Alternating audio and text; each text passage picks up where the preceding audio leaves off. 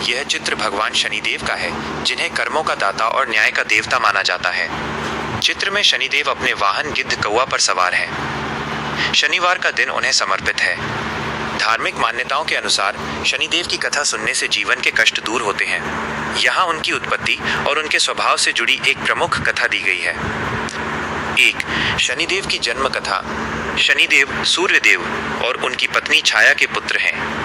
कहानी। सूर्यदेव की पत्नी संज्ञा उनका तेज सहन नहीं कर पा रही थी, इसलिए उन्होंने अपनी छाया स्वर्ण को जन्म दिया और खुद तपस्या करने चली गईं। छाया और सूर्यदेव के मिलन से शनिदेव का जन्म हुआ।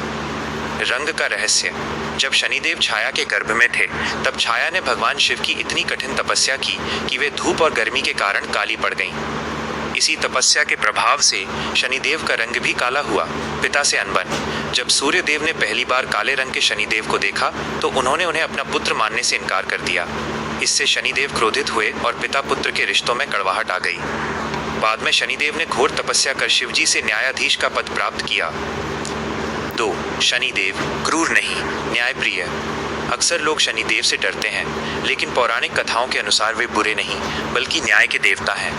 उनका काम व्यक्ति को उसके अच्छे और बुरे कर्मों का फल देना है। वे राजा को रंक और रंक को राजा बनाने की शक्ति रखते हैं। कहा जाता है कि जो व्यक्ति ईमानदार है और गरीबों की मदद करता है, शनिदेव उसे कभी परेशान नहीं करते। 3. शनिवार की महिमा और उपाय। जैसा कि आपकी इमेज में लिखा है कि औलाद के जीवन से कष्ट मिट जाएंगे, इसके पीछे मान्यता ये है कि शनिवार को शनिदेव की पूजा या कथा करने से पितृदोष और साढ़े साती का प्रभाव कम होता है। शनिवार के कुछ प्रचलित नियम। पीपल की पूजा। शनिवार को पीपल के पेड़ के नीचे सरसों के तेल का दीपक जलाने से शनिदेव प्रसन्न होते हैं। दान का महत्व। काले तिल, काली उड़द और लोहे का दान करना शुभ माना जाता है। हनुमान चालीसा। शनिदेव ने हनुमान जी को वचन दिया था कि जो भी हनुमान जी की भक्ति करेगा, शनि उसे कभी कष्ट नहीं देंगे। इसलिए शनिवार को हनुमान चालीसा पढ़ना सबसे लाभकारी माना जाता है। एक छोटी सीख। शनिदेव की कथा हमें सिखाती है कि हमारे कर्म ही हमारा भाग्य तय करते हैं।